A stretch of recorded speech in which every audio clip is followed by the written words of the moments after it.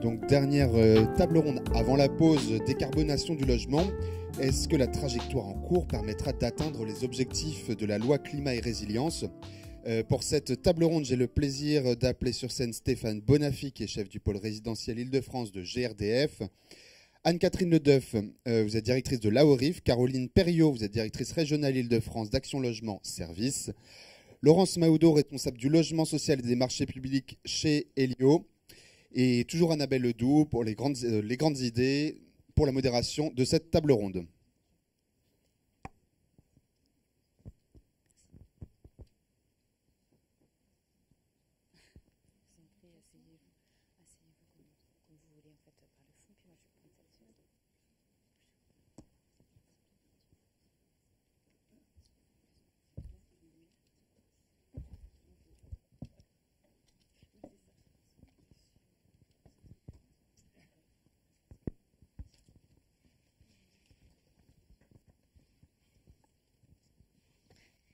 Merci, merci à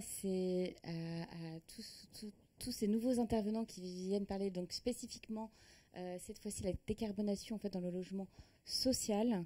Donc interdiction de mise en location des logements G depuis le 1er janvier 2025, gel des loyers et des passoires thermiques depuis 2022, objectif de réduction des émissions de gaz à effet de serre de 50%. Les bailleurs ont du pain sur la planche en termes de trajectoire en fait engagée sur les différents plans pour réduire les émissions carbone en fait des différents typologies de logements. Je propose en fait de me tourner tout d'abord vers Anne-Catherine Ledeuf, puisqu'à l'AORIF vous avez donc lancé une étude que vous actualisez chaque année, il me semble, et donc du coup qui justement mesure la trajectoire en fait des bailleurs sociaux en termes de décarbonation. Donc ce que je vous propose, c'est un petit peu rentrer dans la matière et contextualiser un petit peu le sujet par des chiffres. Oui, merci.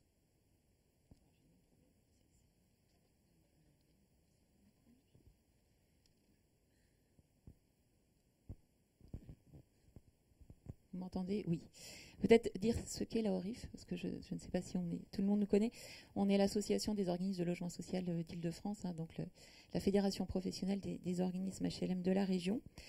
Alors, on ne fait pas cette étude tous les ans. C'est une étude qu'on a fait dans le contexte que vous connaissez. Alors, il y aura sans doute d'autres chantiers qu'on va lancer sur notamment les questions d'adaptation au changement climatique, parce que c'est effectivement un enjeu très important pour nos adhérents et leurs locataires. Mais on a effectivement souhaité lancer une étude qui permette de dresser la trajectoire interbailleur de décarbonation du parc social. Alors à la fois pour permettre à nos adhérents de se situer et d'asseoir leur stratégie en matière de décarbonation. Alors ça a été dit tout à l'heure, les bailleurs sociaux sont très actifs. Pour autant, les objectifs, ils sont très ambitieux et les politiques publiques sont tout aussi ambitieuses. Donc de permettre à nos adhérents de soutenir leur stratégie individuelle et puis de mesurer et d'embarquer le collectif dans l'objectif d'apporter notre pierre à l'édifice de la décarbonation de l'Île-de-France avec un travail donc en collectif, en interbailleur, pour voir l'effet de masse que ça produit et les incidences sur le territoire en général. Je précise que c'est un travail qu'on a réalisé avec les cabinets Pouget et Ressort. Donc je signale parce que le travail a été tout à fait remarquable. Donc l'objectif, encore une fois, de ce travail, c'est évidemment de prendre la mesure de cet enjeu, alors qui en Île-de-France, vu par notre secteur, a la même évidemment importance que les enjeux sociaux. On est quand même dans une région soumise à une très forte tension. Ça fait peut-être le lien avec la table ronde précédente sur la question du logement abordable. On a une crise du logement et du logement social sans précédent. Et en même temps, on a une crise climatique très importante aussi à laquelle il s'agit de répondre avec effectivement, comme ça a été dit tout à l'heure par l'Institut Paris Région, une région Île-de-France qui est très soumise aux aléas climatiques, avec des effets directs sur l'ensemble des franciliens, mais aussi peut-être une population qu'on loge dans le parc social qui est plus vulnérable et sur laquelle on doit apporter une attention tout à fait importante. Autre singularité qui nous semble propre à l'Île-de-France, c'est l'effet de levier de ce collectif. C'est aussi pour ça que cette étude nous semblait importante. C'est le poids que représente le secteur HLM en Île-de-France et donc les décisions conjuguées de nos adhérents, ça embarque avec nous 1,4 million de logements, un quart des résidences principales, 4 millions de locataires, ce qui évidemment est tout à fait considérable à la fois sur l'effet sur le secteur résidentiel, mais aussi sur la situation de la région Île-de-France. Donc ce travail il a permis globalement d'établir deux trajectoires. D'une part, une trajectoire au fil de l'eau, c'est-à-dire qu'est-ce qui va se passer par rapport à la tenue des objectifs de politique publique, mais aussi des objectifs qui s'imposent à notre secteur dans les dynamiques et les décisions qui sont prises aujourd'hui. Et puis, faut-il porter une stratégie alternative? Et si oui, quelle est-elle et comment on peut la soutenir collectivement? Alors, de manière un peu concrète, donc on a mesuré l'atteinte de ces objectifs autour de 5 mesures que vous connaissez, de 5 objectifs que vous connaissez. Alors, une partie s'impose directement au secteur HLM. Vous avez parlé de la loi climat et résilience, les fameuses étiquettes énergétiques, passoires énergétiques. Évidemment, c'est une obligation réglementaire qui s'impose à nos adhérents, mais il y a aussi des objectifs de politique publique plus globaux qui s'intéressent et qui portent sur le secteur résidentiel, pas spécifiquement, en tout cas pas de manière mesurable sur le secteur HLM. Et évidemment, c'est des objectifs qu'on souhaite relever, encore une fois, dans cette intention d'accompagner les enjeux franciliens. Donc, 5 cibles ont été traitées. Le traitement des passoires énergétiques, l'atteinte d'un niveau moyen de BBC en 2050, la réduction des consommations énergétiques de 40% à l'horizon 2050, l'alignement vis-à-vis des objectifs en matière de mix énergétique avec 20% de gaz maximum et la réduction d'émissions de gaz à effet de serre de 44% à l'horizon 2030. Alors, c'est vrai que j'aurais pu vous présenter l'étude, on s'en est pas parlé, c'est plus facile avec des schémas et des chiffres, mais ce qu'on peut en dire en matière d'enseignement, alors de manière un peu générale, c'est qu'aujourd'hui déjà, les bailleurs sociaux, ils investissent ensemble chaque année 1,5 milliard sur la décarbonation du parc. Donc c'est tout à fait considérable. C'est 29 000 logements qui sont traités chaque année de manière ambitieuse. Donc c'est évidemment des effets déjà directs pour les locataires et c'est aussi des effets tout à fait importants sur l'économie. Alors ça, c'est des chiffres qu'on ne connaissait pas. On connaissait le niveau d'investissement des bailleurs sociaux dans le développement, la production, c'est 4 milliards, mais le niveau d'investissement sur le parc social existant, il n'était pas connu, et pour nous, c'est quand même un effet d'enseignement important sur l'effet de levier, encore une fois, du secteur HLM sur les filières et sur l'économie locale. Ce que montre également cette étude, c'est globalement en matière de résultats, c'est qu'on est tout à fait, alors je crois que ça a été dit aussi par l'Institut Paris-Région, tout à fait sur la bonne trajectoire pour le traitement des étiquettes énergétiques. On y arrivera sans difficulté, avec toutefois, alors ça aussi on l'a mesuré. Alors première chose importante également, évidemment, sans surprise, on a un taux de passoire énergétique dans le parc social qui est significativement inférieur au parc privé, seulement 15%. Donc c'est aussi pour ça que l'objectif est plus facilement atteignable. Et puis évidemment, c'est le résultat de tous les investissements passés qu'ont soutenu les bailleurs sociaux. En revanche, on voit qu'on a un niveau d'étiquette D qui est assez important, ce qui montre l'enjeu d'anticipation et d'aller plus loin. On va aussi y arriver sur la diversification du mix énergétique, donc on est dans la bonne tendance de manière individuelle et collective. Alors en revanche, il y a d'autres indicateurs sur lesquels le fil de l'eau appelle un certain nombre de décisions individuelles et collectives. C'est sur le niveau BBC à l'horizon 2050, sur la réduction du gaz à effet de serre, et dans une moindre mesure, la question de la baisse de la consommation globale, qui globalement, encore une fois, s'impose au secteur résidentiel de manière générale, et où on considère que le parc social est globalement plus performant que le parc privé. Et, comme je disais tout à l'heure, qu'il faut continuer à produire des logements sociaux en Ile-de-France, sachant que la consommation globale, elle se mesure aussi à l'aune du stock de logements, et donc évidemment, il faut l'observer avec un certain nombre de réserves. Donc globalement, on est sur une bonne trajectoire sur les obligations réglementaires qui s'imposent directement au secteur HLM.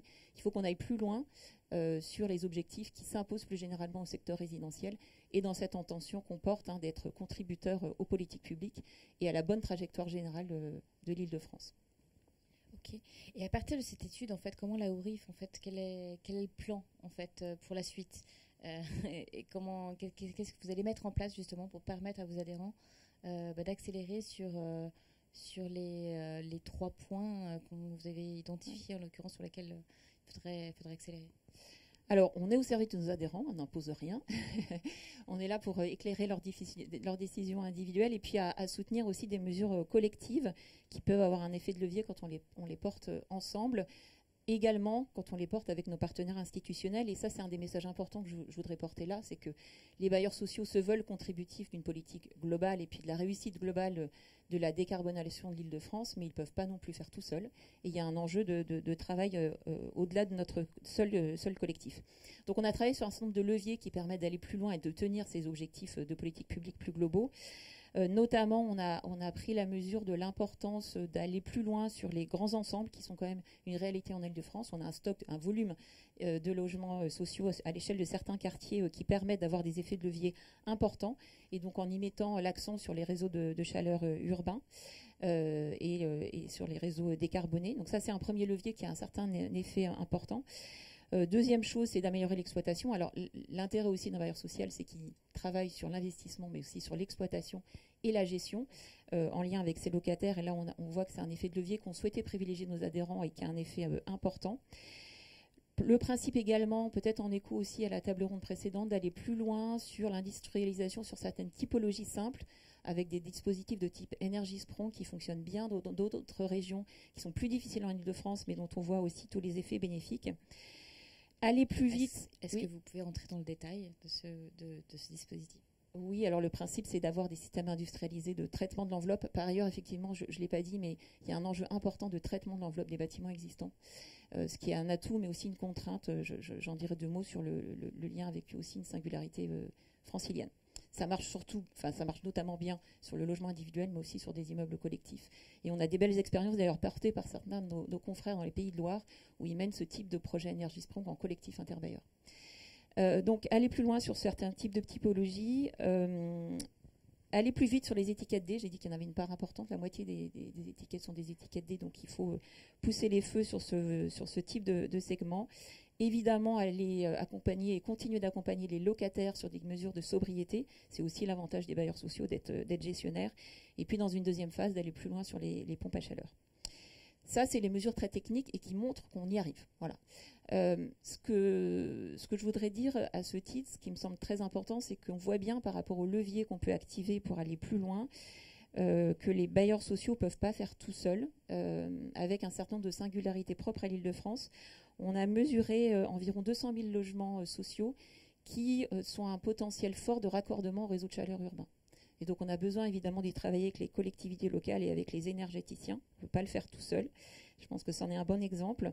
On a aussi mesuré la part du parc social qui se situe dans des zones de protection patrimoniale, ce qui est aussi une particularité de l'Île-de-France. On a des patrimoines HLM de très grande qualité, des cités-jardins, des HBM, etc., qui sont par eux-mêmes protégés, mais aussi dans la densité de patrimoine qu'on connaît en Île-de-France.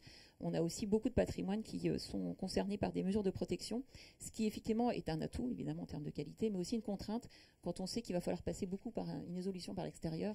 Et donc, on a besoin d'un certain niveau d'écoute de la part notamment des ABF.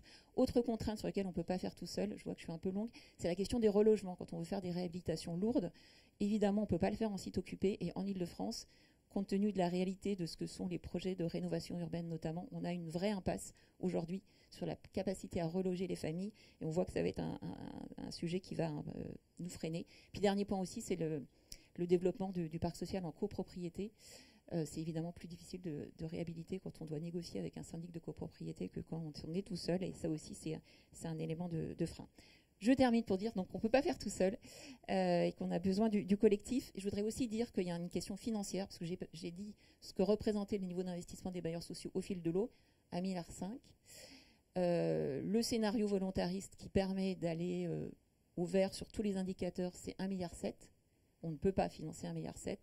D'autant plus que le secteur HLM doit en même temps produire. Je reboucle avec ce que je disais précédemment. On a mené un travail avec la Banque des Territoires qu'on appelle le macro-organisme francilien, qui consiste à mettre bout à bout tous les objectifs de politique publique qui concernent le secteur HLM, donc la décarbonation telle que je viens d'indiquer, et aussi la production de 31 500 logements sociaux par an. Si on mène à bien tous ces investissements, on est sous le seuil d'alerte du secteur financier en quelques années. Donc, on a besoin d'argent public, évidemment. Et malheureusement, depuis l'année dernière, on n'a plus de financement de l'État sur la réhabilitation du parc, au-delà des dispositifs seconde vie. Et ça va être quand même un sujet très important pour nous. Merci beaucoup. Alors, Laurence Maodo, vous êtes responsable du logement social et des marchés publics chez Elio. Donc, est-ce que vous pouvez présenter qui est Elio pour ceux qui ne vous connaissent pas déjà et surtout, je crois que vous pouvez rebondir également sur la question du financement, qui est effectivement un gros sujet de la transition, en l'occurrence du logement social. Eh bien sûr. Alors, Elio, effectivement, c'est un groupe indépendant, une entreprise privée qui comporte 300 collaborateurs sur le territoire et qui est spécialisée effectivement dans les solutions de la maîtrise de l'énergie. C'est-à-dire qu'on est au travers du dispositif, en particulier des certificats d'économie d'énergie, puisque nous sommes délégataires sur le dispositif, nous accompagnons tous les acteurs qui veulent faire des économies d'énergie, donc les agriculteurs, l'industrie, le transport, et le bâtiment également, le tertiaire et le logement. Moi, je suis donc en charge d'accompagner le logement social au sein d'Elio, donc à partir sur une offre globale, depuis les audits énergétiques jusqu'à l'accompagnement des projets que mettent en œuvre les bailleurs sociaux, puisque tous les jours, ils mettent en œuvre effectivement et depuis longtemps des projets de rénovation énergétique qui passent par l'isolation des façades, des terrasses, des remplacements de systèmes de chauffage en se raccordant sur des réseaux de chaleur. Et nous, on est là pour aider sur les préconisations de travaux à réaliser et pour être éligible surtout au dispositif des certificats d'économie d'énergie qui peut aider aujourd'hui à hauteur de 5 à 10% par exemple du montant des travaux qui vont être mis en œuvre. Voilà. Voilà qui est Elio. Et effectivement, conformément à ce qui a été dit, c'est vrai que le parc social est plutôt en avance par rapport au parc privé, bien sûr, puisque les bailleurs sociaux sont des professionnels et que donc ils s'occupent de la rénovation et de l'entretien de leur patrimoine depuis bien avant la loi climat et résilience. Donc voilà, il reste effectivement quelques pourcents de passoires énergétiques, mais il faut quand même les traiter. Et sur le sujet du financement ? Alors sur les financements, c'est effectivement. Alors on est quand même tributaire du dispositif des certificats d'économie d'énergie, qui, comme vous le savez, est quand même un dispositif qui évolue quand même de manière réglementaire assez régulièrement. Donc nous, notre travail, c'est d'être à jour le plus possible et de conseiller correctement nos clients sur notamment les temporalités. Aujourd'hui, le dispositif des certificats d'économie d'énergie propose, par exemple, des coups de pouce pour inciter fortement les propriétaires à mettre en œuvre des travaux. Donc il y a le coup de pouce chauffage, par exemple. Si vous raccordez une résidence sur un réseau de chaleur, vous êtes fortement aidé. Si vous mettez en œuvre une rénovation globale, vous avez un coup de pouce rénovation globale qui majore le dispositif des primes. Donc c'est ce que je disais tout à l'heure, c'est vrai que ça peut représenter entre 5 et 10% du montant des travaux. Donc sur des grands projets, les bailleurs sociaux ont parfois des résidences importantes où ils peuvent être amenés à rénover 300, 400, 500 logements d'un coup. Donc ce sont des travaux qui représentent plusieurs millions d'euros effectivement. Et donc quand les certificats d'économie d'énergie représentent entre 5 et 10%, ça commence à être significatif. Merci beaucoup. Caroline Perriot, vous êtes directrice régionale Île-de-France d'Action Logement Service. Qu'en est-il en fait pour votre groupe? Où est-ce qu'on en est en termes de trajectoire carbone? Alors bonjour à toutes et à tous. Effectivement, je parlais au nom du groupe Action Logement, un groupe qui existe depuis plus de 70 ans et qui gère la participation des employeurs à l'effort de construction autour du lien emploi-logement pour accompagner les salariés du secteur privé, leur faciliter l'emploi pour leur permettre d'avoir un emploi et de soutenir l'attractivité des territoires. Les partenaires sociaux, bien conscients de cette problématique et de cette crise climatique, ont établi en 2022 un plan d'économie d'énergie et de décarbonation. L'idée, c'est que dès 2030, il impose à l'ensemble des acteurs du groupe d'avoir réduit ses émissions de gaz à effet de serre de 55%. 2030, c'est demain.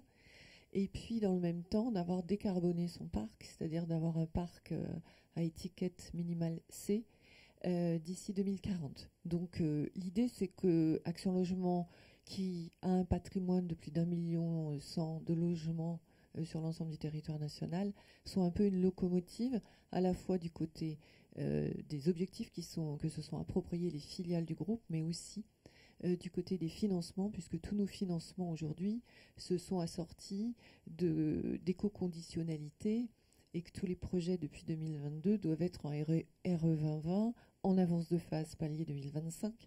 Donc ça vous donne un ordre d'idée de l'effort qu'on demande à l'ensemble des acteurs du secteur. 3 finalement leviers: bâtir plus économe en énergie, réhabiliter massivement.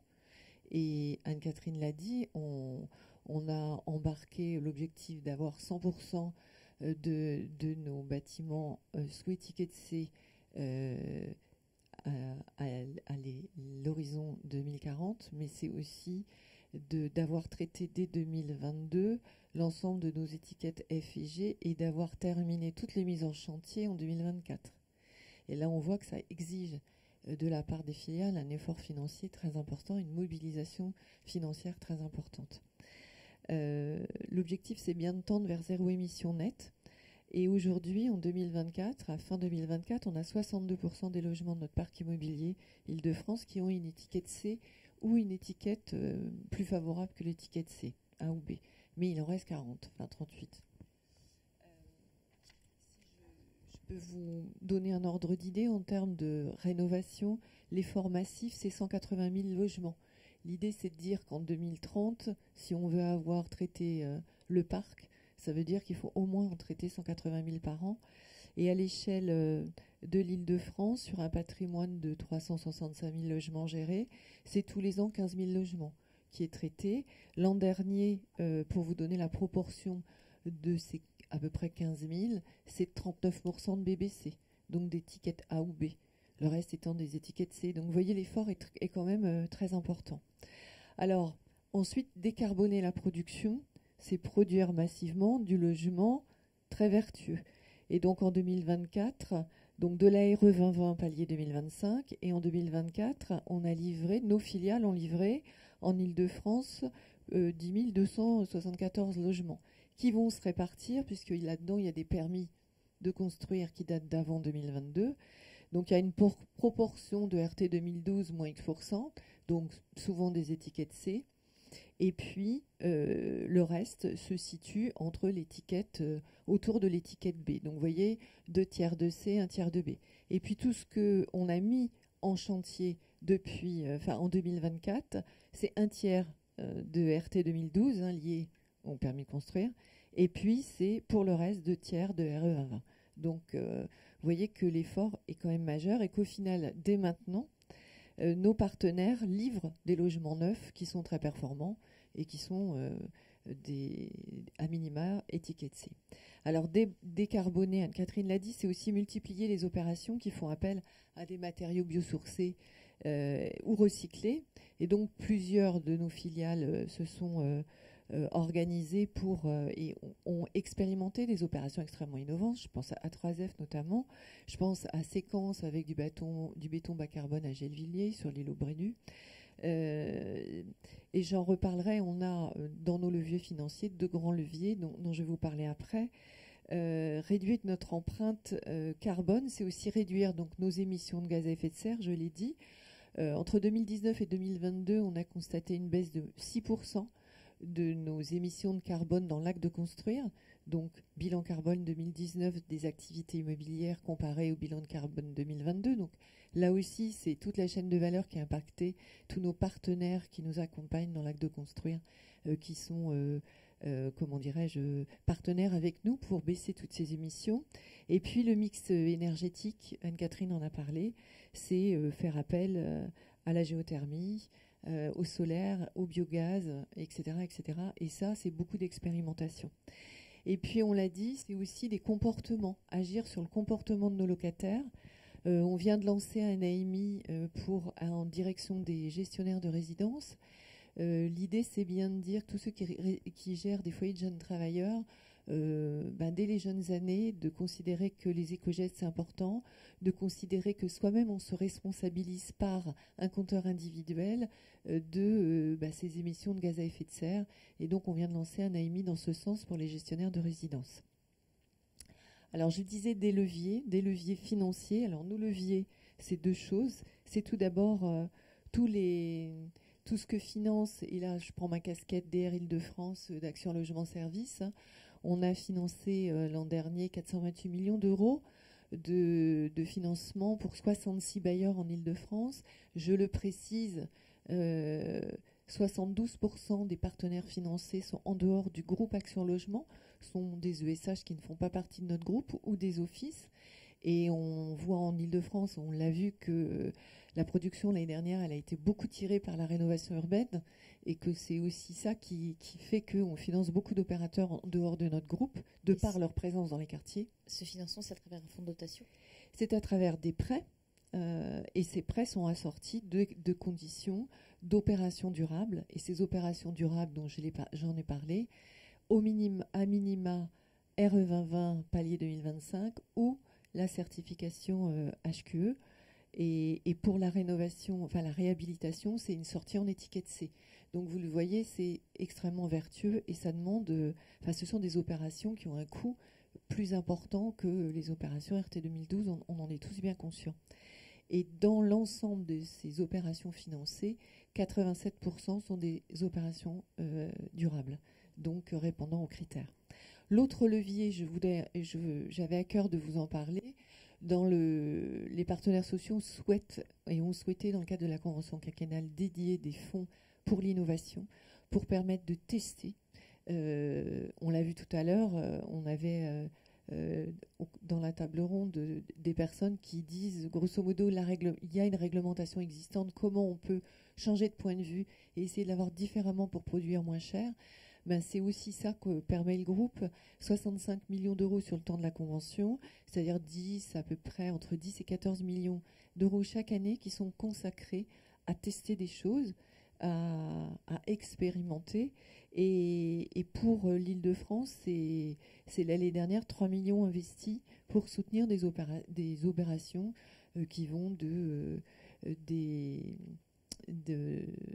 systèmes de chauffage à de l'isolation, à des systèmes de modulaire bois, du modulaire en façade pour arriver à isoler plus facilement un certain nombre de bâtis et surtout réduire les coûts. Ce qu'on voit aujourd'hui, c'est le sujet de la massification des gestes.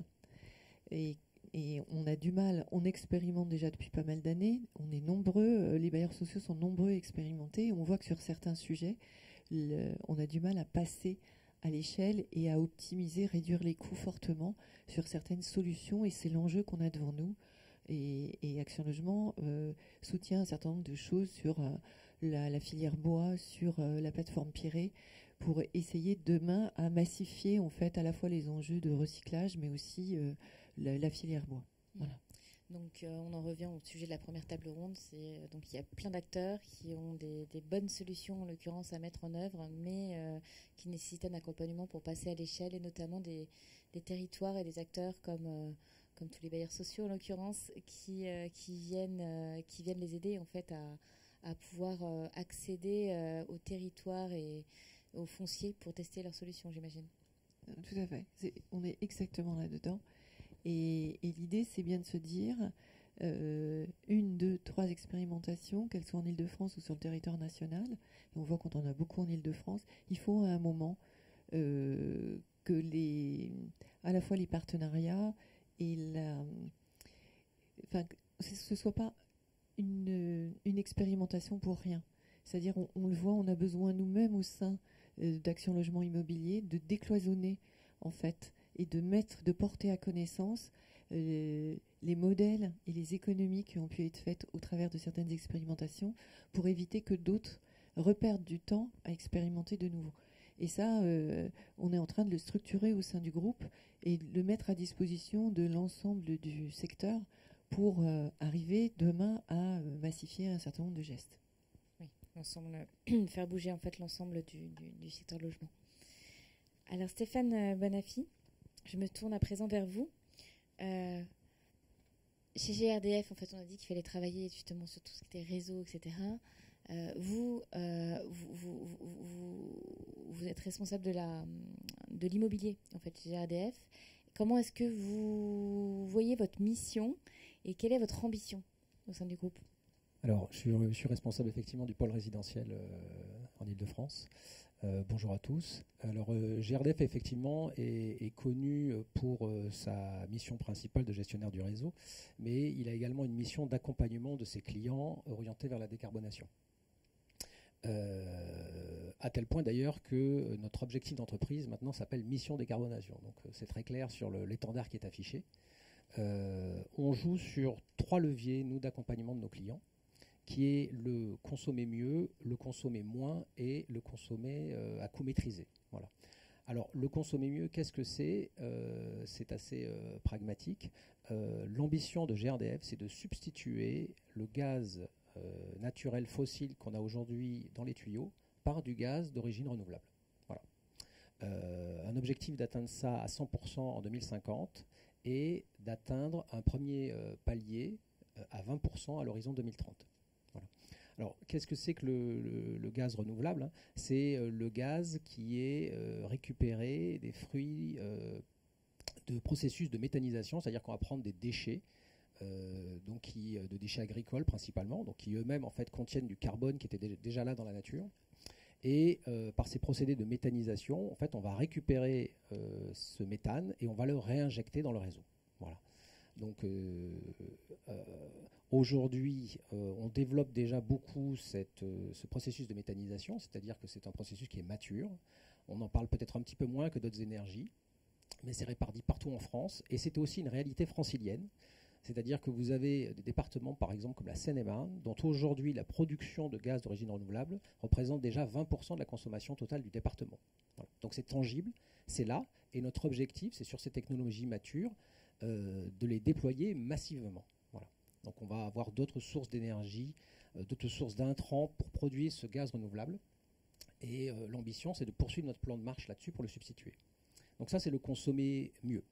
Ensuite, on est sur une démarche du consommer moins, c'est-à-dire qu'on accompagne techniquement nos clients pour leur proposer des dispositifs qui sont aujourd'hui au meilleur de l'efficacité, des rendements de leurs équipements. Alors, on a notamment une solution technique qui actuellement est devant toutes les autres parce qu'elle est à la fois dans les standards les plus élevés que sont portés aujourd'hui par l'immobilier neuf, et elle est aussi une solution dans certaines configurations sur la rénovation. Alors cette solution, c'est ce qu'on appelle les packs hybrides, c'est-à-dire c'est des packs hybrides au sens électricité et gaz. Alors c'est des produits qui sont aujourd'hui sur étagère de la plupart de tous les grands fabricants. Dans leur principe, en fait, elles combinent une pompe à chaleur, une chaudière et un système de régulation entre eux. Voilà. Alors pourquoi ces systèmes-là et pourquoi aujourd'hui ils répondent techniquement aux standards les plus élevés? C'est parce que le système des pompes à chaleur électriques en fait, donne son plein rendement sur les régimes de demi-saison et un petit peu en été, et le rendement se dégrade lorsque vous êtes en période hivernale. Voilà. Donc si on le disait autrement, si vous mettez des solutions complètement toutes électriques, en fait, vous dimensionnez pour couvrir un besoin de puissance dont vous avez besoin uniquement une grosse dizaine de jours dans l'année. Voilà. Quand vous mettez en place ces systèmes dits hybrides, et ben en fait, vous basculez, quand vous êtes sur la période hivernale, sur des chaudières qui, elles, comportent en fait un rendement qui est nettement meilleur. Alors, quand aujourd'hui on met ces systèmes-là en place, j'ai quelques exemples concrets si vous voulez qu'on les développe, vous décarbonez assez massivement, c'est-à-dire que vous reportez une partie de votre consommation qui était avant en gaz sur de l'électricité par le biais de la pompe à chaleur dans les périodes qui sont les plus intéressantes, et vous utilisez le gaz pour le reste. Et comme vous prenez ces meilleurs rendements, en fait, vous arrivez à des taux de décarbonation de l'ordre de 60 à 70%, déjà rien que par l'installation de ces systèmes-là. Et si en plus vous souscrivez un contrat de gaz vert sur la consommation de gaz que vous avez restante, ben, vous allez encore plus loin, au-delà de 90%. Donc vous voyez, on a déjà des solutions techniques par la combinatoire de cette source d'énergie renouvelable et de ces systèmes qui sont plus efficients, qui permettent, et dans le neuf et dans l'ancien, d'atteindre ça. Voilà. Et le dernier point, c'est que c'est à coût maîtrisé. Alors pourquoi à coût maîtrisé? Pour être très basique, en fait, une chaudière, c'est un équipement relativement simple par rapport à une pompe à chaleur qui est un équipement très compliqué. Donc les pompes à chaleur coûtent nettement plus cher que les systèmes gaz. Et donc la combinatoire de ces systèmes-là, quand vous les mettez ensemble, du fait du rendement, vous diminuez de façon très importante la puissance dont vous avez besoin. Donc les coûts d'investissement sont réduits, et ensuite les coûts locatifs pour les occupants se retrouvent également réduits dans la durée. Voilà. Donc vous gagnez un petit peu sur les deux tableaux. Et donc, vous disiez tout à l'heure que c'était sur l'étagère d'à peu près tous les fabricants, ce mix. Vous adressez au chauffage collectif, au chauffage individuel, et avec quels partenaires justement en fait vous travaillez pour est-ce que vous proposiez de donner quelques exemples concrets? Oui, alors aujourd'hui, quand je dis les principaux fabricants, c'est-à-dire que tous les fabricants de chaudières et de pompes à chaleur, les Saunier Duval, Vaillant, de Dietrich, pour nommer ceux qui me viennent en tête comme ça spontanément, ils ont tous effectivement cette solution sur étagère. Donc nous, notre travail, c'est d'être au contact de ces fabricants aussi pour avoir une veille technique et technologique. C'est d'être au contact des bailleurs sociaux pour les accompagner au cas par cas sur chaque bâtiment, pour regarder ensemble avec eux quelle est la meilleure solution que l'on peut leur proposer. Voilà. Je vais vous citer 2 exemples peut-être pour illustrer ça. Un exemple dans le neuf et un exemple dans la rénovation. Un exemple dans le neuf, donc c'est des petites histoires récentes. Vous êtes à Lieu-Saint, vous avez un promoteur qui avait un programme qui était en tout électrique. Voilà. Il s'avère qu'au moment où il veut mettre son programme en œuvre, le réseau électrique ne peut pas lui donner la puissance nécessaire pour son équipement. Donc très concrètement, ça veut dire quoi pour le promoteur? Le promoteur, il arrive et on lui dit, d'un seul coup, vous allez devoir installer un transformateur sur votre terrain, branle-bas de combat, vous devez retrouver tout votre programme, etc. etc. Bon. Donc le promoteur en question avait en tête la solution hybride dont nous lui avons déjà parlé et qu'on lui a proposé. Donc ce faisant, qu'est-ce qui s'est passé? Eh bien, avec la combinatoire des effets de rendement dont je vous parlais tout à l'heure, il a pu installer en fait un système électrique avec une puissance appelée 70% plus basse que la puissance demandée originellement. Et pour autant, le système électrique couvrait toujours 70% de la consommation annuelle du bâtiment. Donc vous voyez, en fait, l'effet de rendement était assez immédiat. Donc le promoteur a pu retrouver ses mètres carrés qui lui étaient chers, vous l'imaginez, et en plus de cet effectif de rendement, eh ben, il a gagné aussi en termes de coûts, et il a pu également avoir une proposition de projection de charges locatives, ou de charges d'occupants, en fait, qui était moins chère dans la durée. Donc l'effet que je vous disais tout à l'heure, il était un gain immédiat. Deuxième exemple, alors là c'est l'exemple d'un bailleur social de premier plan en France. Il avait une opération à Beaumont-sur-Oise, où il avait un grand ensemble avec 4 chaufferies gaz. Et donc à notre contact, on a voulu travailler avec lui, lui proposer en fait la solution de pack hybride à nouveau. Voilà. Alors il a eu une approche très intéressante, il a comparé les différentes solutions techniques qu'il avait face à lui. Donc de mettre du gaz avec des installations plus modernes, c'est-à-dire des chaudières à condensation, une solution de se raccorder sur un réseau de chaleur dont la production d'origine était renouvelable à 60%, et une solution tout électrique, et la solution hybride. Donc, voilà. Et il a une approche que j'ai trouvée très intéressante. Il a regardé, parce qu'on parlait tout à l'heure de coûts et de besoins de financement, il a regardé un ratio entre l'euro investi rapporté en fait au kilogramme de CO2 évité. Et par cette approche-là, la solution de la technologie hybride est ressortie en place numéro 1. Voilà. Et donc nous, GRDF, on l'a accompagné là-dedans sur l'aspect de la partie pré-étude, et également pour aller plus loin, c'est-à-dire pour voir l'efficacité de ce système dans la durée, on a cofinancé une instrumentation de cette chaufferie pour se dire, voilà, on va la regarder évoluer dans la durée, et ensuite, le bailleur pourra, en pleine connaissance de cause, se dire, est-ce qu'il fait sur les 3 autres chaufferies de cet ensemble bâtimentaire la même opération? Excellent exemple. Je reviens en fait au sujet de la massification, parce que vous l'avez tous abordé en fait d'une manière ou d'une autre. Est-ce que les nouveaux outils permis par l'IA peuvent aider, en l'occurrence, le secteur à accélérer sur la massification? Je me tourne peut-être vers Laurence Mahoudeau. Alors l'IA pour mesurer effectivement quelles sont les qualités de bâtiments qui auraient besoin d'être rénovés. Actuellement, nous, en termes d'accompagnement, on n'a pas véritablement encore travaillé avec cet outil-là, mais je pense que effectivement, c'est vraiment des choses qui vont arriver très vite là. Oui, non, mais j'ai pas grand-chose à dire de plus sur le sujet aujourd'hui. Merci beaucoup. Est-ce que vous avez un mot de la fin à proposer, c'est-à-dire soit un appel ou une conclusion pour le coup? Je vous propose en fait, Laurence, de donner votre mot de la fin et puis ensuite à Stéphane d'intervenir dans la foulée. Écoutez, non, mais je peux terminer en disant simplement que effectivement, il est vraiment intéressant de suivre toute cette dimension du logement social qui fait un très gros travail de décarbonation. Et effectivement, on travaille également avec un bailleur social qui met en place une solution hybride gaz et pompe à chaleur, et on voit qu'il y a vraiment des techniques très intéressantes à mettre en place. des éléments biosourcés pour isoler les bâtis, et on s'aperçoit qu'effectivement ça peut générer énormément d'économies d'énergie. Donc c'est quand même, ça nous donne une note d'optimisme quand même pour atteindre nos objectifs 2050. Voilà. Stéphane, Ouais, j'imagine que le mot-clé va être hybride.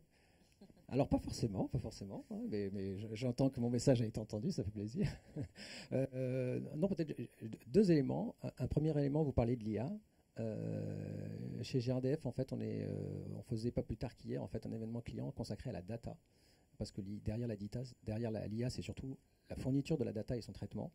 On est très attaché en fait à regarder en fait l'ensemble de la somme des données qui peuvent nous servir, ne serait-ce que pour quand on travaille avec des courtiers en énergie pour la sécurisation des données qui sont super importantes en fait quand vous allez souscrire des contrats. Je vous parlais d'instrumentation. Eh ben, l'instrumentation, c'est n'est autre que de la data, d'aller récolter en fait pour toujours aller plus loin dans l'optimisation. Donc en fait, les données sont vraiment au cœur de ça, et je pense qu'on a des choses à venir. Alors non, c'était pas l'hybride, parce que l'hybride, j'étais bien entendu, donc ça là. Non, mon ouverture, ce serait plutôt de vous reparler du gaz vert, pour vous dire que le gaz vert, c'est quelque chose de très important. C'est quelque chose que quand vous le souscrivez, en fait, vous avez une réalité francilienne derrière, que vous encouragez et vous maintenez des emplois en Île-de-France. Vous apportez des revenus complémentaires à des agriculteurs, c'est aussi un sujet, et accessoirement peut-être vous contribuez à la production d'une énergie locale, ce qui est aussi quelque chose qui est intéressant en termes d'indépendance énergétique, qui est aussi un sujet dont on parle pas mal actuellement. Voilà.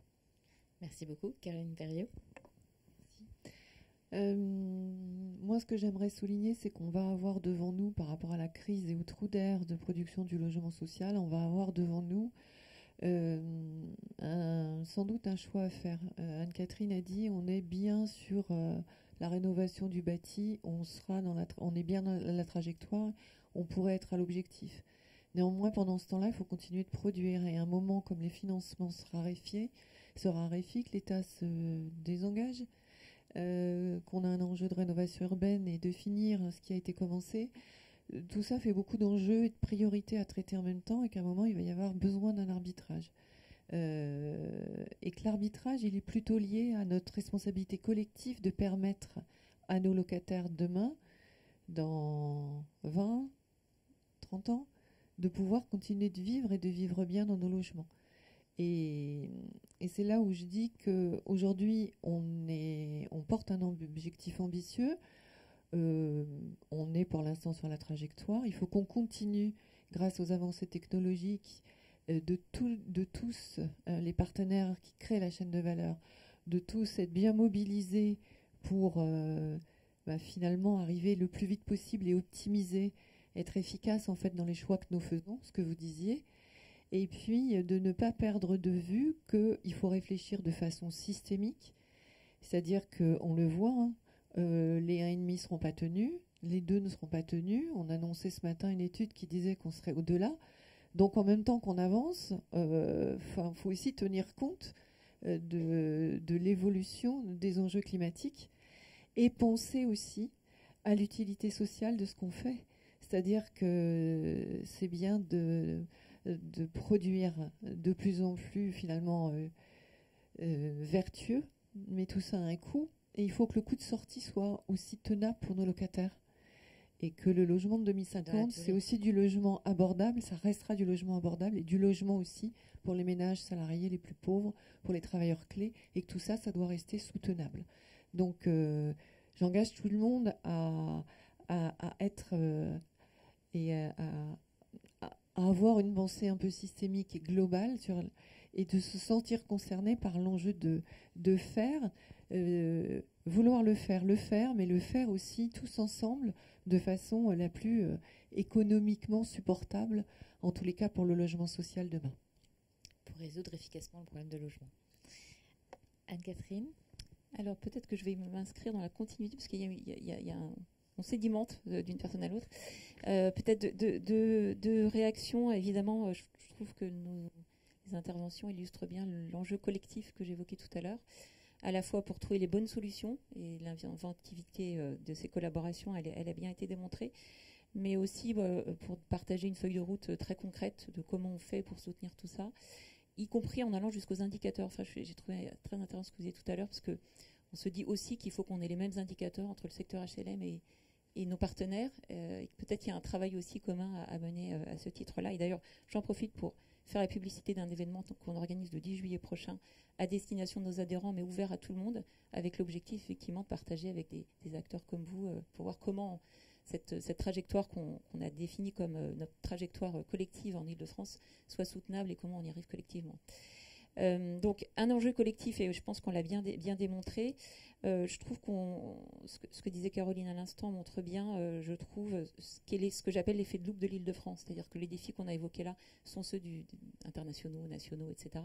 Mais en Île-de-France, ils prennent une intensité extrême, à la fois du fait de la réalité de la trajectoire climatique de l'Île-de-France et de tout ce qui a été dit, mais aussi de la crise du logement, comme j'indiquais tout à l'heure.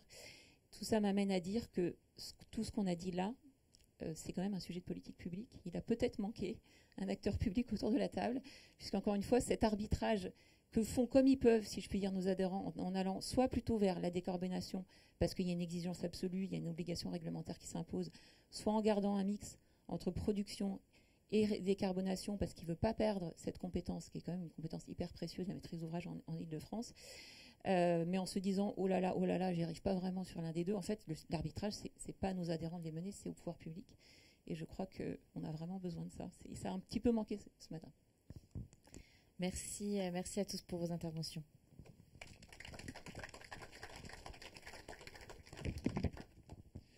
Merci à tous. On se retrouve juste à côté donc pour une courte pause. Restez avec nous pour la prochaine table ronde